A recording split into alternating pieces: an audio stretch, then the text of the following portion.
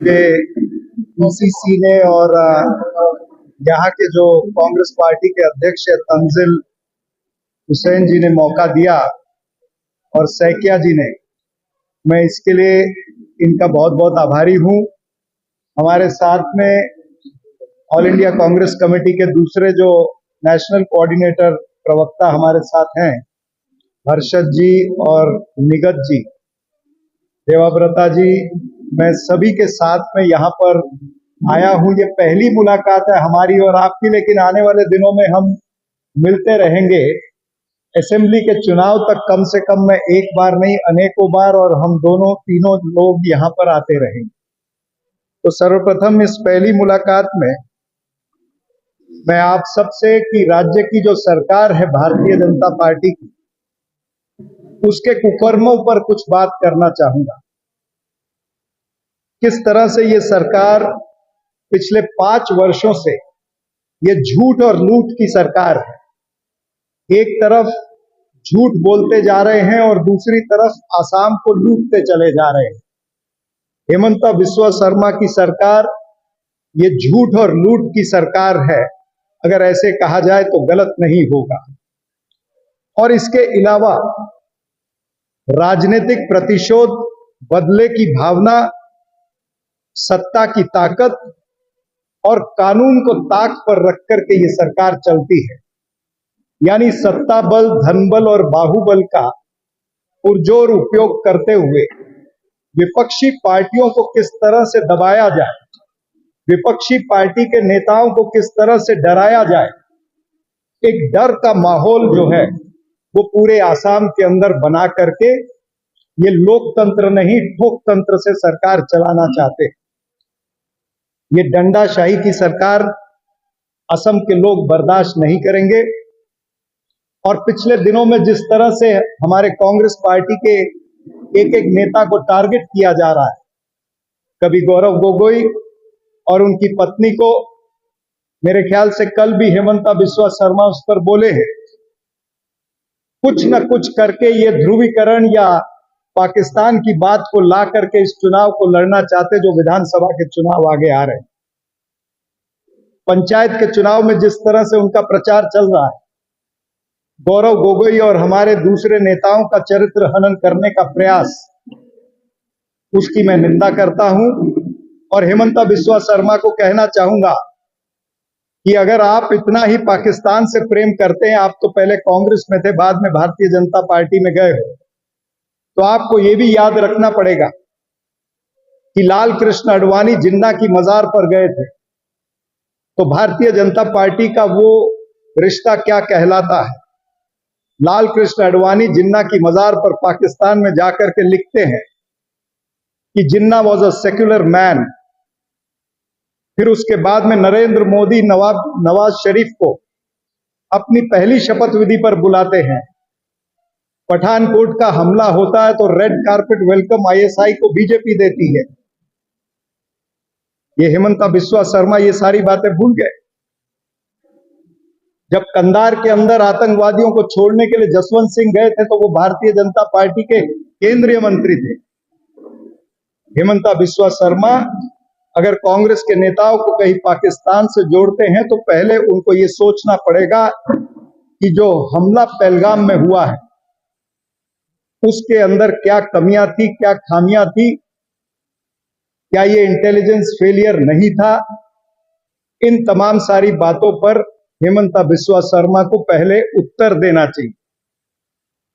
इसके अलावा हमारे कांग्रेस के प्रवक्ता रीतम सिंह को जिस तरह से एक के बाद दूसरा, दूसरे के बाद तीसरा केस में उलझा करके पिछले 40 दिनों से जेल के अंदर रखा हुआ है, ये असम की जनता देख रही है। इसको बर्दाश्त नहीं करेंगे। ये डंडा नीति को कांग्रेस पार्टी और असम के लोग बर्दाश्त नहीं करेंगे। आगे की बात कहें तो महबूबुल हक या फिर दिलावर हुसैन मजूमदार, जो पत्रकार, जिन्होंने उनके बैंक का एक घोटाले पर कुछ रिपोर्ट बनाई, तो उस पत्रकार को भी, मजूमदार को भी अंदर कर दिया गया, एक नहीं 2-2 केस के अंदर। रकीबुल हुसैन की सिक्योरिटी को कम किया गया और उसके बाद में उनके घर पर हमला हुआ। यह दर्शाता है कि असम के अंदर हिमंता बिस्वा शर्मा डर का माहौल बनाना चाहते हैं, लोकतंत्र नहीं ठोकतंत्र की राजनीति यहां पर करना चाहते हैं।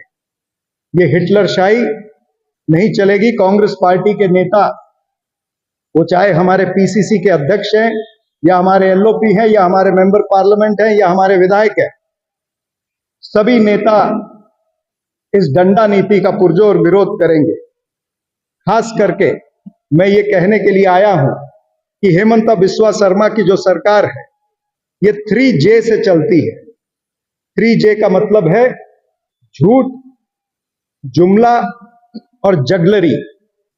झूठ बोलते हैं, जुमले फेंकते हैं, आंकड़ों की जगलरी करते रहते हैं।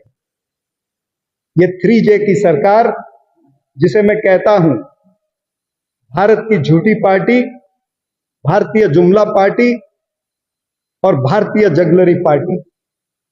इस भारतीय जगलरी पार्टी की जगलरी जो है उसका अंत होने लगा है। लोगों से झूठ बोलते हैं। 2021 के अंदर इन्होंने नौजवानों से कहा कि हम 1 लाख सरकारी नौकरियां देंगे। वो 1 लाख सरकारी नौकरियों का टारगेट अभी तक अधूरा है। माइक्रो फाइनेंस लोन जो है वो वेव ऑफ होगा, वो भी वादा इनका अधूरा रहा। बिजली के उत्पादन की बात हुई, बिजली को सस्ता करने की बात हुई। मात्र 200 यूनिट से नीचे जो है उनके लिए थोड़ी बहुत राहत दी है, लेकिन 200 यूनिट के ऊपर बिजली के अंदर कोई राहत नहीं है और बिजली उत्पादन उसके अंदर भी बहुत ज्यादा बढ़ावा कुछ हुआ नहीं। आज ऐसी परिस्थिति है कि 500 मेगावाट बिजली हर रोज किसी प्राइवेट कंपनी से खरीदनी पड़ती है। और कल ही मैंने कहीं पढ़ा कि पिछले 3 वर्षों में प्राइवेट कंपनियों से 22,000 करोड़ की बिजली हिमंता बिस्वा शर्मा की सरकार ने खरीदी। कहने का तात्पर्य यह है कि जब आप महंगी बिजली खरीदोगे तो आगे लोगों को भी महंगी बिजली मिलेगी। और उसके बाद में आप स्मार्ट मीटर्स भी लाना चाह रहे हैं। स्मार्ट मीटर्स आने के बाद में किस तरह से बिलों में वृद्धि होगी, मल्टीप्लिकेशन होगी, ये असम की जनता जानती है। ये कॉन्ट्रैक्ट पर बिजली लेना, प्राइवेट बिजली लेना, इसके अंदर कितनी कमीशन खोरी होती है, ये कांग्रेस पार्टी जनता के सामने लाएगी। हिमंता बिस्वा शर्मा की सरकार ये कमीशन खोरी की सरकार। लैंड ग्रैबिंग के मामले अगर देखें, अपने दोस्त, अपने पूंजीपति मित्र और अपनी पत्नी की कंपनियों को जमीनों का आदान प्रदान खूब किया जा रहा है। फिर वो चाहे काजीरंगा कॉरिडोर की जमीन हो या फिर और कोई जमीनें हो, आपके सामने है कि किस तरह से जमीनों को मुख्यमंत्री और उनके नजदीक के लोग हथियाने का काम कर रहे हैं। गोल्डन थ्रेड कंपनी का मामला भी उभर करके आया था, जिसमें आसाम के वीवर्स यानी बुनकर लोगों को किस तरह से नुकसान हुआ। उनसे सस्ता सिल्क और मगा लिया गया और उसको महंगे दाम पर बेच करके अपनी कंपनियों को प्रॉफिट दिलाए गए। पंचायत के चुनाव आ गए हैं। फिर एक बार जो नरेंद्र मोदी जी कहते हैं कि रेवड़ियां बांटते हैं लोग, वो रेवड़ियां बांटने का काम उन्हीं के चेले हिमंता बिस्वा शर्मा ने शुरू कर दिया है। फ्री मोबाइल फोन हम महिलाओं को देंगे, ये उन्होंने कल परसों कहा। 50,000 नौकरियों को अक्टूबर तक नौकरियां देंगे, 50,000 लोगों को। भाई तुम्हारी सरकार थी 10 साल पहले, क्यों नहीं दी? अब तुमको 10 महीने 11 महीने बच गए तो अब नौकरियां देने का आपको ध्यान में आ रहा है। तो ये फर्जी सरकार, इसलिए मैंने कहा कि ये झूठ और लूट की सरकार है। इसका झूठ और लूट को बंद करना पड़ेगा। और जिस तरह से पंचायत के अंदर पुलिस का पुरजोर उपयोग हो रहा है, उसका मैं विरोध करता हूं। पुलिस कानून की रखवाली है, कॉन्स्टिट्यूशन की रखवाली है। पुलिस को संविधान की रक्षा करनी है जो डॉक्टर बाबा साहब अंबेडकर जी ने बनाया। लेकिन दुर्भाग्यपूर्ण बात है कि असम की पुलिस जो है वो भी मुख्यमंत्री की और भारतीय जनता पार्टी की कठपुतली बनी हुई है। चंद शब्दों में मात्र टैगलाइंस में मैं यहां की पुलिस को सूचित करना चाहता हूं कि कांग्रेस पार्टी का कार्यकर्ता आपसे डरने वाला नहीं है। मुझे अभी सैकिया जी ने भी ये बताया कि नगांव के अंदर जो 27 सीटें हैं उसमें से 6 या 7 सीटों पर हमारे उम्मीदवारों को डराया गया, 2-3 लोगों को पुलिस स्टेशन में बुलाया गया, हिरासत में लिया गया, उनकी पत्नियों को डराया गया और उनके विड्रॉल कराए गए।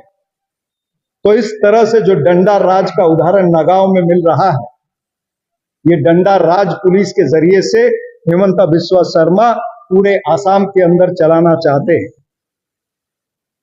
एक बार महात्मा गांधी जैसा कोई गांधी उभरेगा और बीजेपी का पर्दाफाश यहां पर निश्चित रूप से होगा।